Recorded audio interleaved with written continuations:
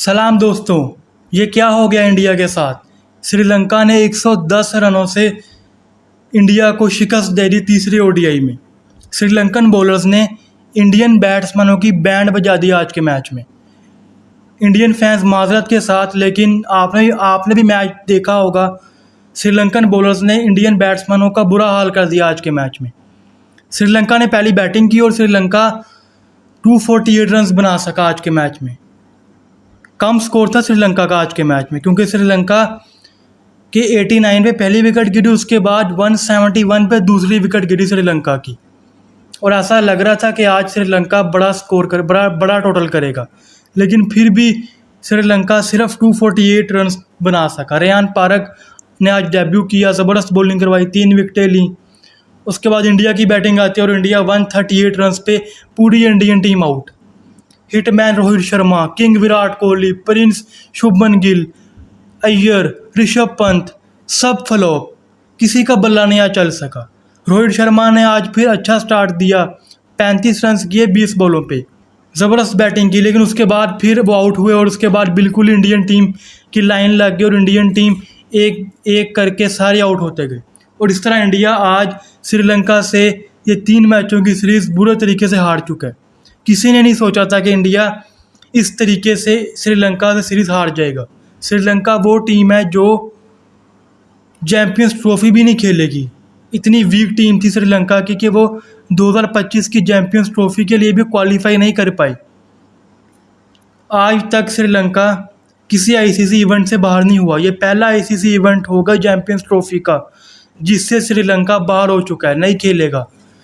और इस टीम ने, इतनी हल्की टीम ने इंडिया की ज़बरदस्त टीम को, नंबर 1 टीम को, वर्ल्ड नंबर 1 टीम को शिकस्त दे दी, सीरीज़ हरा दी वनडे की। और ये भी सुनने में आ रहा है कि इंडिया को श्रीलंका ने 27 सालों के बाद वनडे सीरीज़ हराई है। 27 सालों के बाद श्रीलंका ने इंडिया को कोई वनडे सीरीज़ हराई है।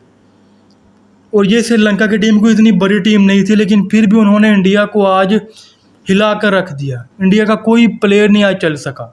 Rohit Sharma 35 run, Shubman Gill 6 run, Virat Kohli 20 run पे आउट हुए। आज केएल राहुल की जगह ऋषभ पंत को खिलाया गया, ऋषभ पंत सिर्फ 6 रन बना सके। अय्यर ने सिर्फ 8 रन किए, अक्षर पटेल 2 रन, रेयान पारक 15 रन, सिर्फ एंड्रे वाशिंगटन सुंदर ने 30-35 किए। उसके अलावा कोई भी बल्लेबाज इंडिया का क्रीज पे खड़ा ही नहीं हो सका और 138 रन से पूरी इंडियन टीम आउट। अगर श्रीलंका की बॉलिंग की बात करें तो विला लागे ने आज 5 विकेटें निकाली और जेफरी वेंडरसे ने 2 विकेटें ली। ज़बरदस्त किस्म की आज स्पिन बॉलिंग हुई है इंडिया और श्रीलंका की तरफ से। और श्रीलंका ने इन पिचेस में इंडिया को बुरा हाल कर दिया, इंडियन बैट्समैनों का। और अभी इंडिया में ये बातें हो रही थी कि चैम्पियंस ट्रॉफी के लिए इंडिया पाकिस्तान नहीं आएगा, तो इंडिया अपने सारे मैचेस श्रीलंका में खेलेगा। तो आप खुद ही देख लें, अगर इंडिया अपने सारे मैचेस श्रीलंका में खेलेगा तो इंडिया का यही हाल होगा। फिर तो बेहतर यही है कि इंडिया चैम्पियंस ट्रॉफी खेलने पाकिस्तान आए, क्योंकि पाकिस्तान में जो पिचेस मिलेंगे इंडिया को वो बिल्कुल ही बैटिंग विकेट मिलेंगी, फट्टा विकेट मिलेगी जो इंडिया को सूट भी करती हैं। श्रीलंकन विकेट्स बिल्कुल भी इंडिया को सूट नहीं करती। तो इसलिए चैम्पियंस ट्रॉफी के लिए इंडिया को पाकिस्तान आना पड़ेगा अगर इंडिया जीतना चाहता है चैम्पियंस ट्रॉफी, क्योंकि पाकिस्तान में आपको बिल्कुल बैटिंग विकेट मिलेगी। तो इंडिया के साथ तो आज बहुत बुरा हुआ है, बहुत ज़्यादा बुरा हुआ है, क्योंकि इंडिया, किसी ने सोचा नहीं था कि इंडिया श्रीलंका जैसी टीम से ये सीरीज़ हार जाएगा।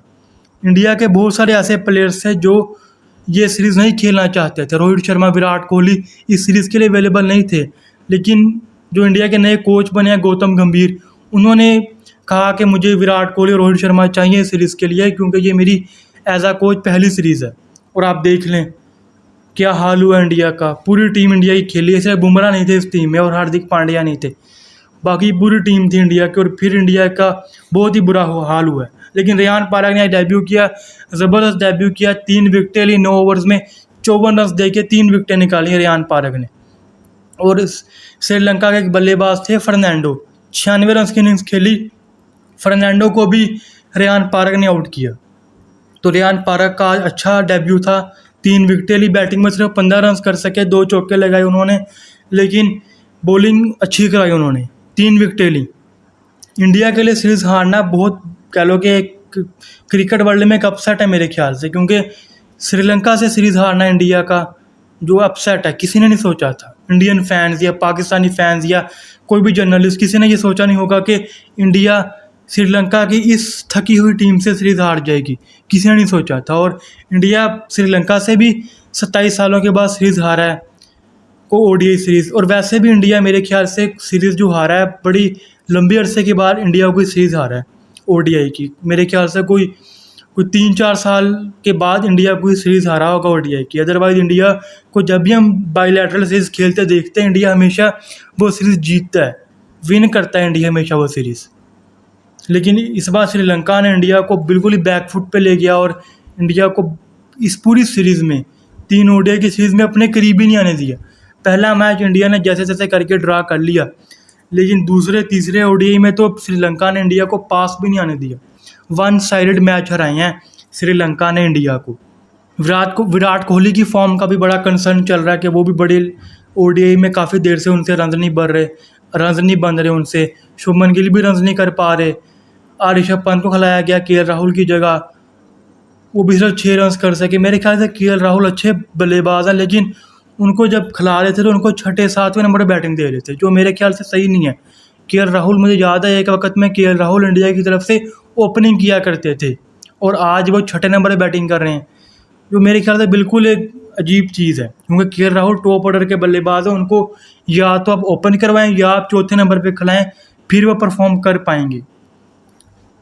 लेकिन आज इंडिया ने तब्दीलियाँ की, रेयान पारा को खिलाया अर्शदीप सिंह की जगह और केएल राहुल की जगह ऋषभ पंत को खिलाया, और मतलब कोई भी परफॉर्म नहीं कर पाया इंडिया की तरफ से। इस पूरी सीरीज़ में रोहित शर्मा के अलावा कोई भी इंडिया का बल्लेबाज टिक नहीं सका श्रीलंका की इस बॉलिंग लाइनअप के सामने।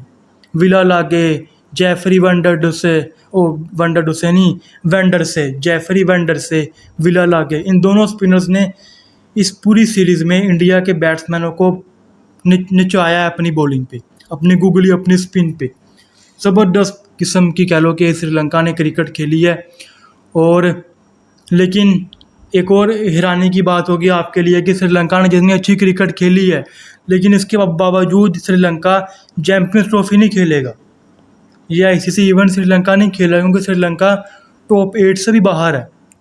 मतलब कि इतनी वीक टीम हो चुकी है श्रीलंका, जिससे इंडिया ये सीरीज़ हारा है आज की। तो मेरे ख्याल से इंडिया ये सीरीज़ हारा है। इंडिया अब इस सीरीज़ से सीखेगा। गौतम गंभीर की पहली सीरीज़ थी ये एज आ कोच इंडिया के लिए, जो इंडिया बुरे तरीके से हारा है। एक तरह से क्लीन स्वीप हुआ है इंडिया को इस सीरीज़ में। मेरे ख्याल से सबसे बड़ा मसला इंडियन टीम का मिडिल ऑर्डर है। कि मिडिल ऑर्डर में जितने भी प्लेयर्स इंडिया ने ट्राई किए हैं, चाहे वो केएल राहुल हैं, चाहे वो अय्यर हैं, ऋषभ पंत है, रेयान पारा या कोई भी है, शिवम दुबे हैं, वो उस तरह से रन नहीं कर पा रहे। और मेरे ख्याल से अब इंडिया को पांड्या को और सूर्या कुमार यादव को मिडिल ऑर्डर्स में लाना होगा। और जडेजा भी इंडिया के पास मौजूद हैं, वो भी अच्छी खासी बैटिंग करते हैं नीचे वाले नंबर्स पे। तो इंडिया को अब सोचना पड़ेगा अपनी टीम को लेके। चैंपियंस ट्रॉफी सर पे है और ज़रूरी नहीं है कि आप सिर्फ रोहित शर्मा, विराट कोहली के सर पे क्रिकेट खेलते रहें। रोहित शर्मा, विराट कोहली वैसे भी सिर्फ 1.5 से 2 साल वो और क्रिकेट खेलेंगे, उसके बाद वो ऑल टाइम के लिए रिटायर हो जाएंगे।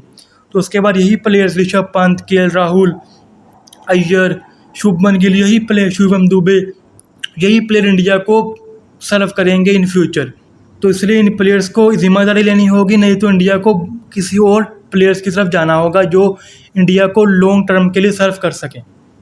बाकी मेरे ख्याल से इंडिया इतनी सीरीज़ जीता हुआ है, एक आधी सीरीज़ हार भी गया तो कितना मसला नहीं है। इंडिया अच्छी टीम है, तगड़ी टीम, वर्ल्ड कप जीती है, अभी कम बैक करेगी इंशाल्लाह, कोई इतनी मसले की बात नहीं है। बाकी मिलते हैं आपसे अगली वीडियो में। अपना ख्याल रखें। अल्लाह हाफिज़।